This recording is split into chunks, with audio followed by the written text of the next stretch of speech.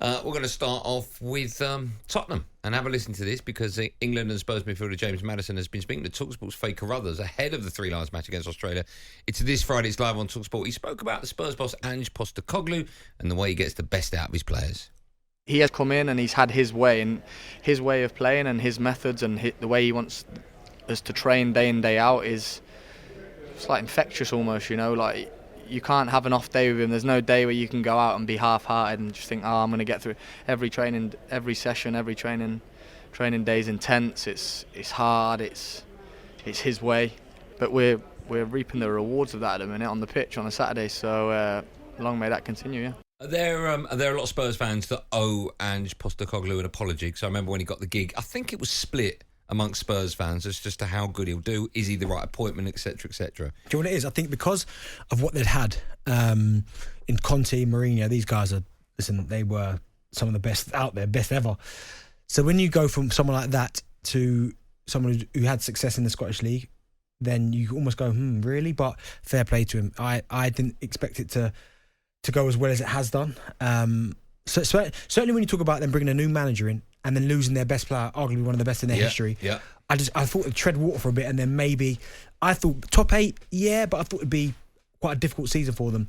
He's gone in there and he's completely changed it around. I think Maddison looks great. Van der Ven, we spoke about him yesterday, he looks good. Vicario, the goalkeeper, plays really well. It looks like they've got a nice pairing going, that centre-half Van der Ven and Romero. He's not as reckless as he was last year. The midfield three you've got Basuma, who just looks incredible, wasn't playing. Maddison's in there now as well.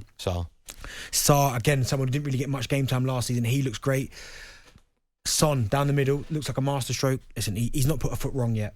Postecoglou. They will have tough times this season because I think all managers at some point have a little bit of a wobble. Mm-hmm. But what he's done in this opening night, 8 games, probably 10 out of 10 probably. I'd give it 10 out of 10. 10 out of 10, the top of the table. Yeah, you have to be top of the table and no defeat yet. Yeah. It has to be 10 out of 10. The Spurs getting a little bit above their station, a little bit ahead of themselves, a little bit too cocky at I wouldn't say they're getting cocky, but I know they're getting carried away.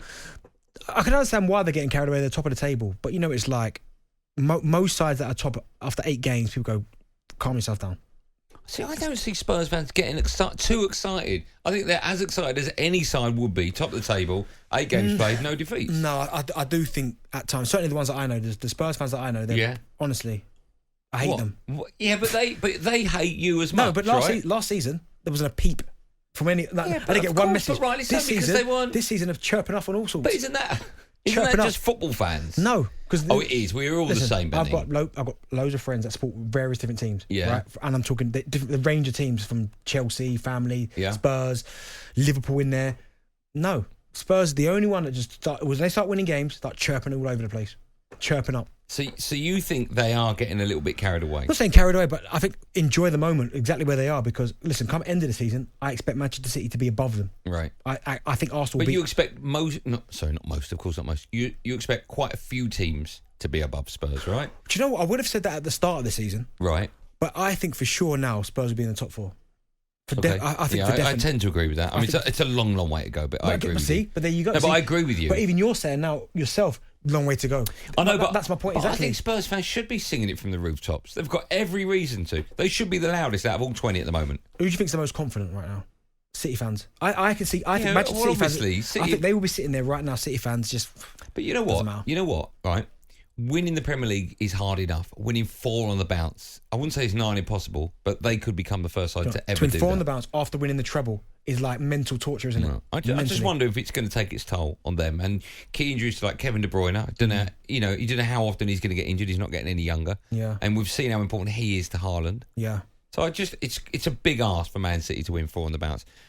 I just think Spurs fans at the moment, listen, a lot of them, I for one as well, I remember doing the show going, I don't know what they've got Big Ange for. It's all right to win the title up north and win the title in Australia, but it's a total different kettle of fish down south. I don't know what they're doing getting this manager. So far, I've been proved 100% wrong. Do you know what's funny, though, about that? Is because I think what I like about Ange as well, he's been brave. Some managers would have come down from Scotland and thought, well, the Premier League's a different beast. Let me change the tactics a bit. Let me be a bit reserved. And he's pretty much openly said, you know what? I don't care who we're playing. This is the way that Tottenham Hotspur play. And if we're playing City, we're playing Arsenal, Chelsea, whoever we're playing, This is the way we're going to play. And I think because he's gone into the season with that mentality, that's why they're picking up results.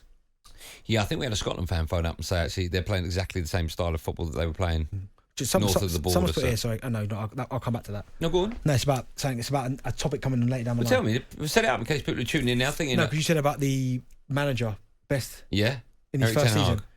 Ancelotti won the Premier League in his first year. Yeah, but here's the thing, right? I've looked at this. Where were they before, and how did they get on in the other two domestic competitions? No, but he won the league. It's the biggest. I know, but if you add them all up... Okay, what would you rather have? Ten Hag? Yeah, of course I'd rather have that. We'll talk about that later on. I'll prove it all. I didn't know. I forgot about right, that's coming up. No, I haven't forgotten about it. It's there, right in front of me. Along with Wenger, Arteta, Klopp, Tuchel, Pep. Champions League, first year. I'm talking about league. Conte, talking about won the league first year. Oh, well, listen, it's all coming up later on. Don't worry about it. All right? I've done my homework. But yeah, for me, I think he's been fantastic. I love listening to him speak as well. And I think Maddison said something that was key last night. He said he tells them, but when he first got in, he said, "Be a good person first. The rest will take care of itself," and it looks like that's the way it's working. He looks like a real approachable manager as well. Okay, I've not played the game at highest level. Obviously, you have for many a year. Who was the manager that you would say was similar to that you could go and have a conversation with? He'd put his arm around you. They always have time for you. I mean, listen, I was lucky enough to work with some good. George Burley, of course, being my first one. Alan Kirbishley, brilliant. Even Alan Pardew, loved working with him at Charlton. Gerard Houllier was again another one who was top drawer. But Martin Jol reminds me of Ange Postecoglou. Funny enough, same club. And when I say that, I'm sure Spurs fans would say tactically Ange might be better.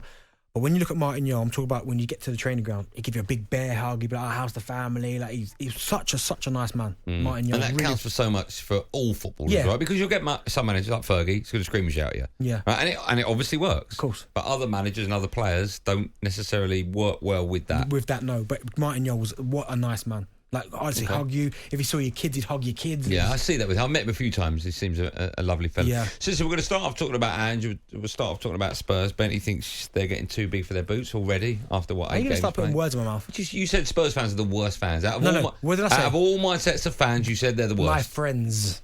Okay. Out of all your friends, they're the worst. Yes. Okay, by some distance.